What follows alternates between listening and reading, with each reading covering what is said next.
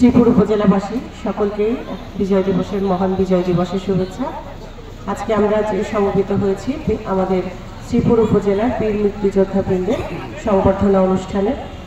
বক্তব্যের শুরুতেই আমি গভীর শ্রদ্ধা ভরে স্মরণ করছি 1952 সালের মহান ভাষা আন্দোলনে যারা আত্মত্যাগ করেছেন।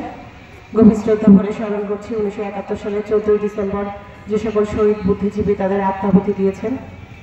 1971 সালের 16 ডিসেম্বরে আমরা যে লাল সবুজ পতাকা পেয়েছি, যাদের জন্য আমাদের সেই বীর মুক্তিযোদ্ধা বৃন্দের প্রতি গভীর শ্রদ্ধা জ্ঞাপন করছি। আমরা এখনো সৌভাগ্যবান যে আমাদের সামনে আমরা এতজন বীর মুক্তিযোদ্ধাকে এখনো আমরা পাচ্ছি।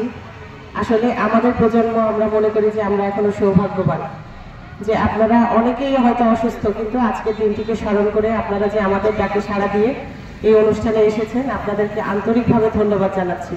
আমি দেখছি যে আমার সামনে যারা আসলে বয়সে মনে হচ্ছে বৃদ্ধ, কিন্তু অন্তরে কিন্তু তরুণ। আমি জানি এখনো অনেকের মধ্যে আমি যখন তাদের সাথে কথা বলি আমার মনে হয় তাদের যে কর্মোদ্যম, তাদের যে স্পৃহা আছে সেটা হয়তো অনেকের মধ্যেই নেই। তারা বয়সে বৃদ্ধ হতে পারে কিন্তু অন্তরে এখনো তরুণ। তো আপনারা যারা আমাদের আহ্বানে সাড়া দিয়ে এসেছেন আমি আন্তরিকভাবে ধন্যবাদ জানাচ্ছি। আসলে শ্রীপুর উপজেলা হচ্ছে মুক্তিযুদ্ধের জন্য কিন্তু খ্যাত। এখানে আকবরিয়া বাহিনী, যেটি না বললেই নয়, আজকের এই দিনে যদি স্মরণ না করা হয় আমাদের বীর মুক্তিযোদ্ধা বৃন্দের কাছ থেকে যদি আমরা কথা শুনতে পারতাম তাহলে এই বিষয়ে আরও আমরা অনেক কিছু জানতে পারতাম।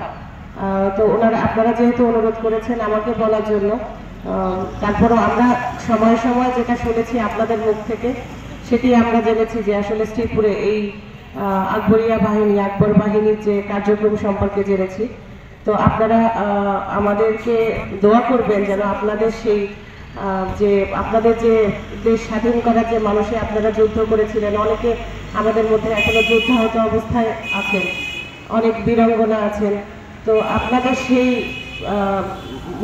চেতনাকে যেন আমরা লালন করতে পারি, আমরা ধারণ করতে পারি, আমরা যেন দেশকে কিছু করতে পারি, দেশের জন্য কিছু করতে পারি। কারণ হচ্ছে আপনাদের হাত ধরেই, আপনাদের কাছ থেকে আমরা যে লাল সবুজ পতাকাটি পেয়েছি সেই পতাকার মর্যাদা সম্পূর্ণ রাখতে হবে আমাদেরই। আপনারা আপনাদের কার্যক্রমটি করে দিয়েছেন, এখন এর মর্যাদা রাখার দায়িত্ব হচ্ছে আমাদের।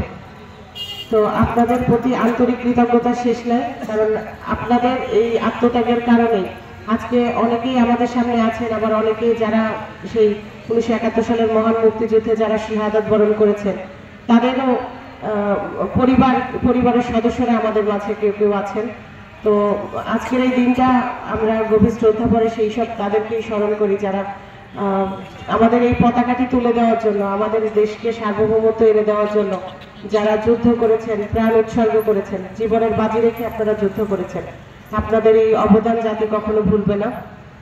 আমরা হয়তো আমাদের সাধ্য সীমিত, সেই সীমিত সাধ্যের মধ্যে আমরা চেষ্টা করেছি আপনাদেরকে একটু দাওয়াত দিয়ে নিয়ে এসে একটা দিন, তবে আপনাদের কথা শুনতে পারলে ভালো লাগতো।